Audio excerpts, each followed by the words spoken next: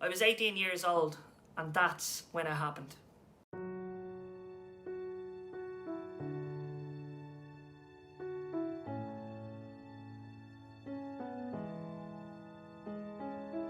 So there I was, just a regular 18-year-old kid, sitting on my sofa, just passed my driving test. And you know how it is when you just pass your driving test, you're ecstatic, you want to drive everyone, everywhere. One night, my mum and dad came in from a night out. It was late in the early hours, probably about 3 a.m. And they asked me if I could give my uncle and his wife a lift home. And of course I jumped at the opportunity, happy to drive my mum's Ford Fiesta. And I said, sure, no problem at all. We got into the car and off we went. We took the back roads from Finglas to Blanchardstown, and just at the bridge I noticed a load of rubble spread across the back roads. It was strange, but I carried on and proceeded to drop them home.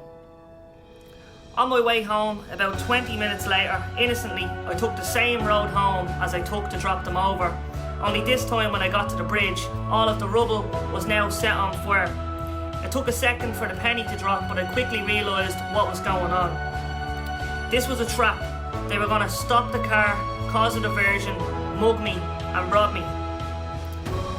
This kind of thing had been going on in the area at the time, but unfortunately it was now too late to go back. If I stopped there was going to be violence, so I took what I seen as the only option at the time. I continued to drive on through the fire. I took the car up on 2 wheels onto the path. I quickly drove through the fire, and that's when I heard 3 shots. Out of pure reaction, I put my head under the steering wheel, I put my foot to the floor, and I drove as fast as I could down that road. 5 minutes later, I got to safety. I arrived at my nanny's house to check my breath and check the damage. I found 2 bullet holes in the car, and one of them had missed my head by 6 inches. Sometimes I think back on that night and ask myself, what would have happened if I was driving a tiny bit faster? What would have happened if I stopped the car? What would have happened if the shooter was aiming 6 inches to the left? I wouldn't be here to tell you this story. The point I'm trying to make is this: none of us know when our time is up. You could be gone tomorrow.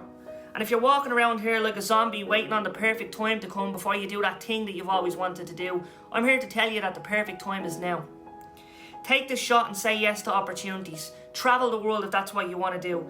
Step out of your comfort zone and don't let anything get in your way. And remember, tomorrow is not promised. All we have is today.